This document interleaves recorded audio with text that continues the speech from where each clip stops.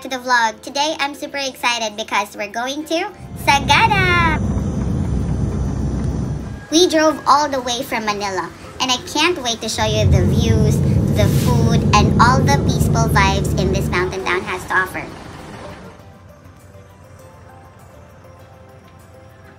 After breakfast, first stop is Banawe Rice Terraces.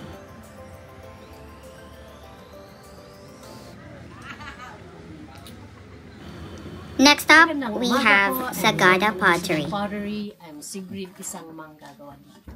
This workshop was set up in 2000 by Archie Stapleton. He is a son of a missionary who grew up here in the 1960s. He saw the potential of the local clay and the local soil for pottery. That's why he set this up as an alternative livelihood for the community. Pottery has three kinds. Merong earthenware, stoneware, at porcelain. Ang earthenware low-fired, yun yung paso-paso, lutuan na ginagawa sa vegan.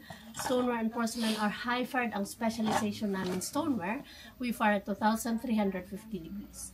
Around Sagada, we get the clay tested at that temperature. If it's good, we get it in bulk, soak it in water, sasalayin siya until it goes through for the mesh. Pag lumabas doon, it's very watery. We have to drip dry for 3 to 4 months. We age it for at least 3 weeks before it becomes like this. Hindi pupulutin doon at pwede na dito. Kailangang itest at iproseso kasi hindi lahat ng lupa ay clay. Hindi po lahat ng clay ay pwede. Now, ipakita ko ang paggawa with a demo fee of 600 for the whole group. Tapos kung may mag-try, 100 per head. Is that okay po? Okay. First, I have to center the clay. In order to center, you need the speed of the wheel and the pressure from the hands. Once it's centered,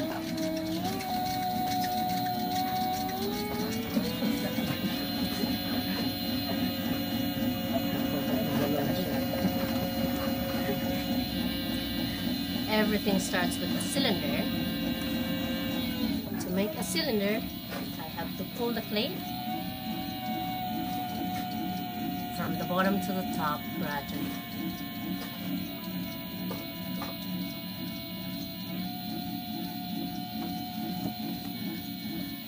Kamay ko ang mag-control sa clay, not the clay controlling my hands to keep the shape or not to collapse.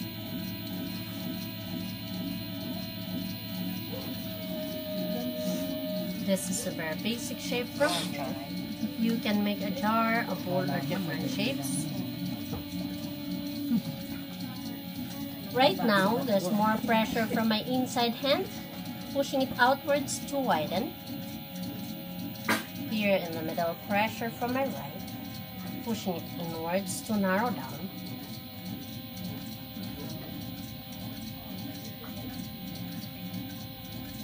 Then outwards at the top to make a flower vase. Pwede pang i-narrow down dito to enhance the shape if needed be. Makes it a little bit sexier.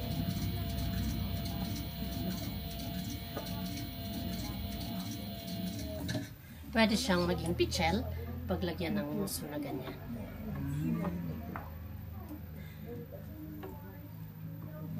That's all I can do right now. I let it dry for 5 days. After 5 days, we put the handle, trim the bottom, do anything that will enhance the beauty. Then we dry it for 1 month, air dry only. Put it in the oven for 10 hours of firing. Wait for it to cool down. We bring it out, then apply the glazes. Ang glaze po yung nagbibigay kulay, nagpapakinta, pero hindi lalabas upon application like paint. Kailangang iluto po ulit ng another 10 hours of glaze firing para mag-finish siya. That's why they're safe for food containers. They're microwavable. The color doesn't.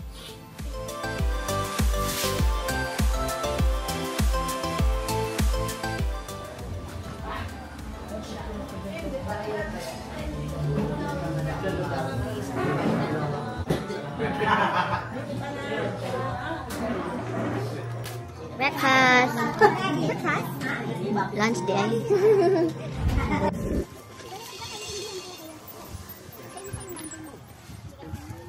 St. Mary School. Ha? St. Mary. St. Mary School. Since 19? 19 utos. Since Kasi hindi ito yung dating gawa nila. Kahoy ito. Pero na-renovate. Kasabay yung tatlo dito. Simbahan, paralan, saka yung hospital. Century. Yung hospital dito, kuya. Doon sa kabila ng simbahan. Private din. Okay. Branch ng St. Luke. Ay, uy. Bless you. St. Luke's nga branch. Yun yung simbahan na rebuilt na yan. Di ba may mga bilog sa taas? Kung bibilangin nyo yung bilog sa taas, 12 actually yun. Yun daw, is, yung 12 na yun, is yan yung din yung 12 disciples ni Jesus Christ. Yung pinakaputi mismo sa gitna, yan daw si Jesus Christ.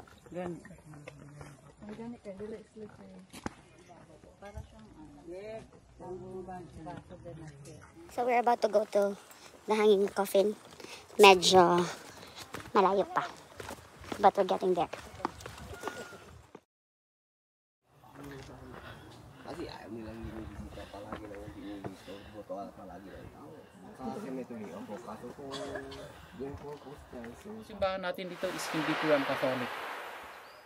Isa po siyang Anglican or Aglipay. Yung nagdala din po ng simbahan, sila rin po yung nagdala ng kauna-unahang private school ng Sagada, which is yan po yung St. Mary School, kauna-unahang pagamutan ng Sagada, which is yung St. Theodore's Hospital, na as of now, branch po siya ng St. Luke Medical Hospital ng Manila. Kaya maniwala kayo or sa hindi, Sagada po yung nagkaroon ng kauna-una electricity before. Cemetery. Diba kung mapapansin niyo may mga uling yung cemetery natin. Before kasi mahirap po yung transpo papuntang Manila or papuntang Baguio para makabili ka ng kandila. So alternate po para sa kandila, yan po yung tinatawag po natin na peatwood or in Ilocano, yan yung salang na sinasabi. Which is yung salang na sinasabi natin or peatwood is nanggagaling po yan sa pinaka ilalim ng pine tree natin. Then dako naman tayo dito sa hanging coffin. Kita nyo, may parang itim dyan sa taas. Yan po yung pinakauna last 1940s. Yung pinakauling lilagay po dyan, eto naman. Yung baba mo mismo ng bumitog, parang bago. May maliliit na kabaong. Yung maliliit po na kabaong na yan is hindi po yan bata. Kagaya din po natin yan na matatanda, na yung paniniwala kasi dito before is kung galing ka sa loob ng sinapupunan ng nanay mo, in fetal position, you have to return in fetal position.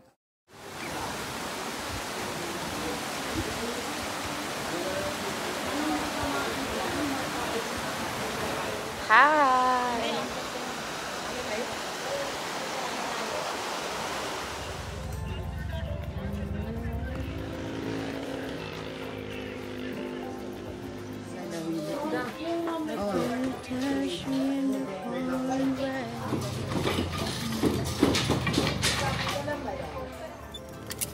Lamig, babe.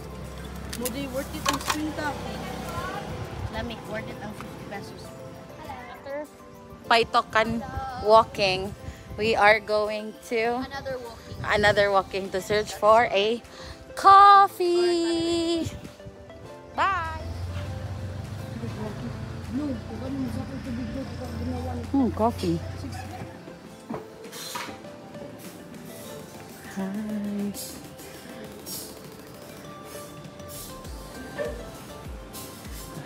Asa ta? Pitik. Ano? Pitik sa itik. Pitik wine.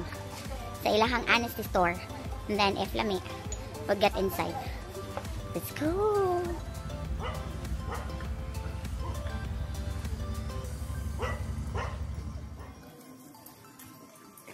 Dali. Lami bro. Dabog na is. Tamis, diba? Tama lang.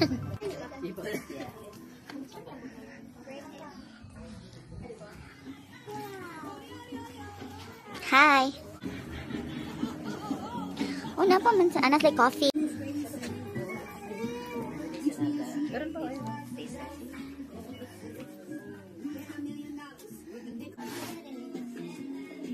Guava.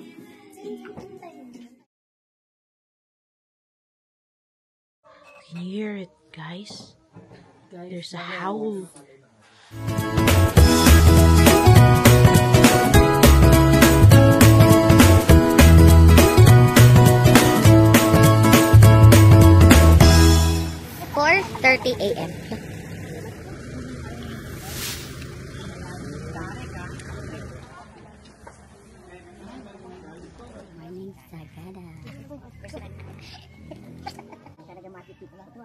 4:30 a.m. and we're heading to Marlborough Hills. Let's go!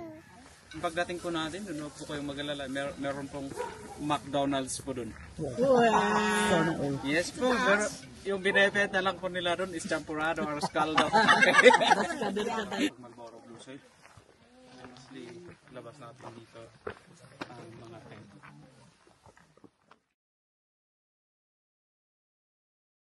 Ayan na, ayun na yan.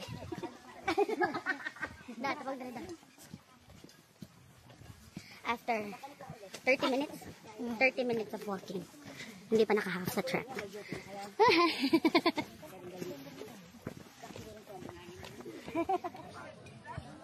This is it, guys. Oh my God. We're here.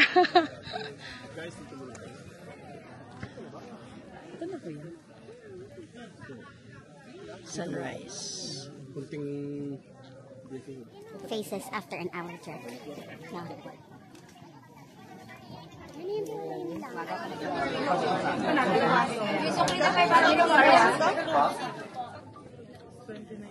Welcome to Marlborough Hills. The trail is no joke going here, but the scenery is totally worth it. So, we are already here in Marlborough Hills and vacation. So, we are going there. There. We're here.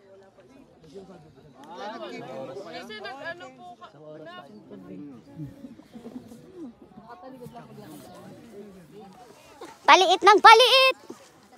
Hi! Sagada's very own wild berries.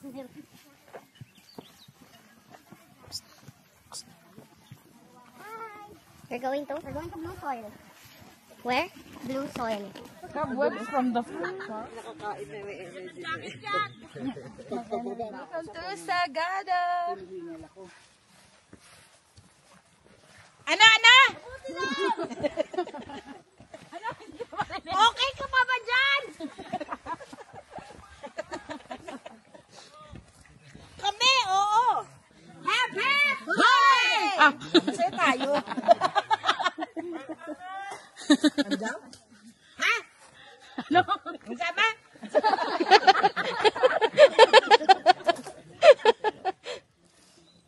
Okay. Yung sigaw niyo na dito niyo yung sigaw. Pero kapag sumigaw na kayo, Tama. after ng sumigaw, silent na. Okay. Para marinig na yung sinisigaw ninyo. Okay? Blow. Blow. Hi! Wait lang.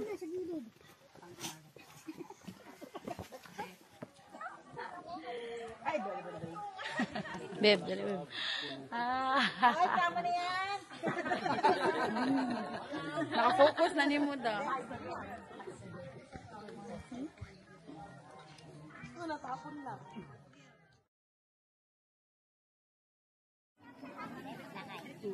Tayo na. Hindi ka na, Pat. Alright. Dito na. Wala ko na signal. Nasaan na? Ito na nakita ko.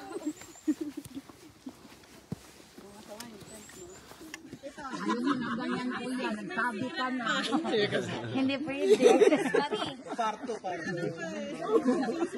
Abangan yan. Abangan sa pagbabalik na. Welcome to Blue Soil. Sagada.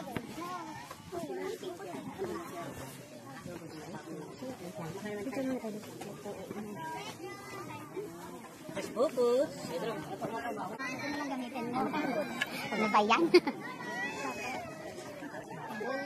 Hey guys, welcome to Blue Soil.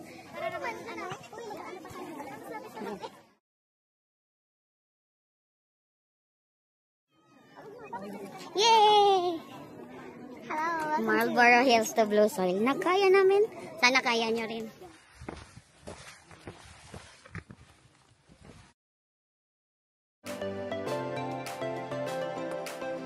Done na with Marlborough Hills and Blue Soil. Now, naka-rest na for a few minutes or few hours. We're going to grab some lunch. Sagada ha.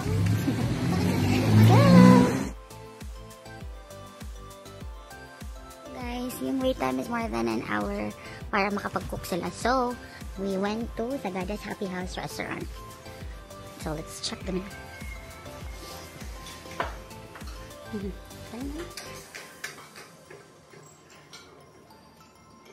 The adobo. Hi! Ready here. So, let's eat. And then, we're going to do a taste test. Sinigang.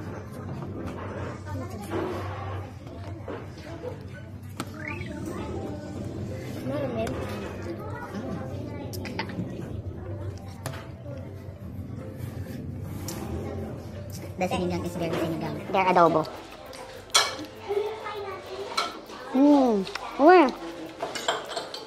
Very soft. Harap. Kain muna ako.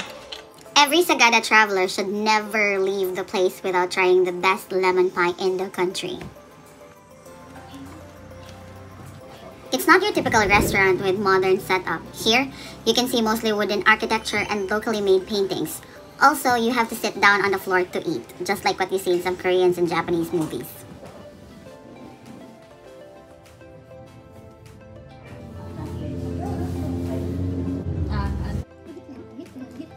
I ordered the pastillas, then balikucha from, ano ulit to? Sugar cane. We're gonna put like meringue. And then the pie. Let's eat. Let's start with the pastillas.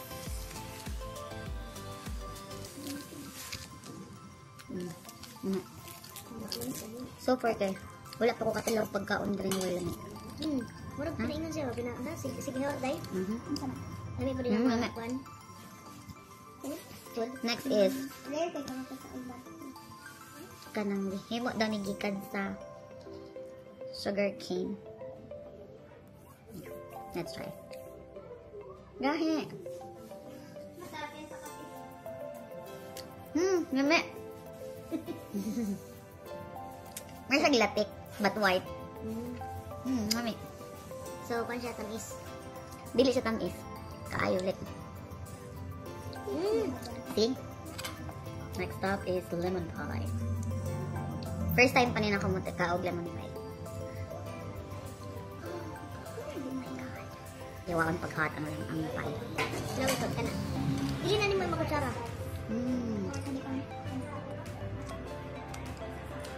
Lami. Marang. Marang ba tawag ni? Or braso ni Mercedes? Braso ni Sinaya. See? Yeah. Kawan. Mami. Ano yan? Hi, it's so delicious. Sour pero compare siya sa 280. yung fast food lamig. Guys, if you're coming to Sagada, first stop dapat ang Lemon Pie House. Pero karon naman ni makakita nga open sila, so because sometimes mahutdan sila, they will put a close sign outside. And the ambience is 10 out of 10. Diyan, ano na ako nag-give? See? Ano ako nag-bite? No. Pero ano sa kanya? Ano kung sila ito pa Sagada Bistro, it's just here. There, sa loob.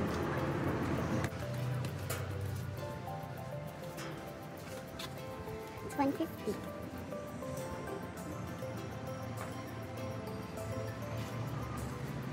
They are open pala. Hi, strawberry yogurt po. Magkano ulit? 1, 2. 1 lang ate. Hey guys, so we are here at Strawberry Yogurt House. And look. Look. Yogurt with strawberry. Cheers.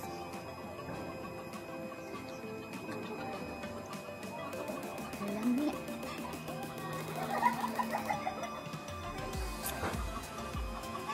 Very masarap.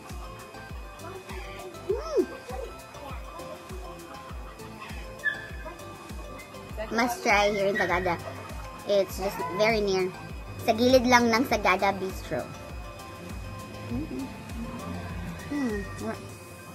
Get try. Ay, kuan na ay yung ice strawberry ano? Kanang Jam. ano? Go.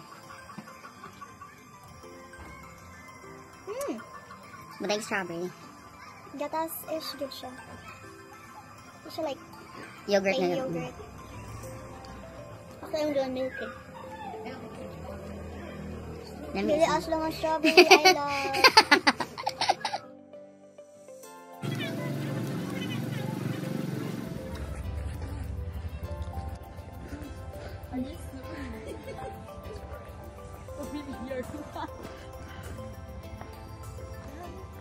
Ang pwede dito, oh.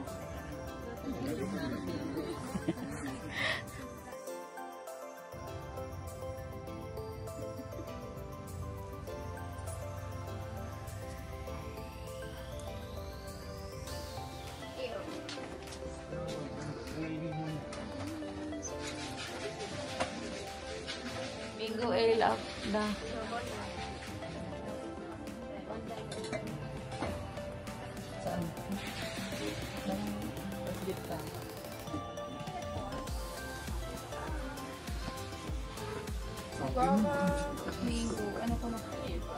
That's mine. Wow. How was it? Having fine email. It's okay. It's okay. Upper Bagutam is crying. Hello.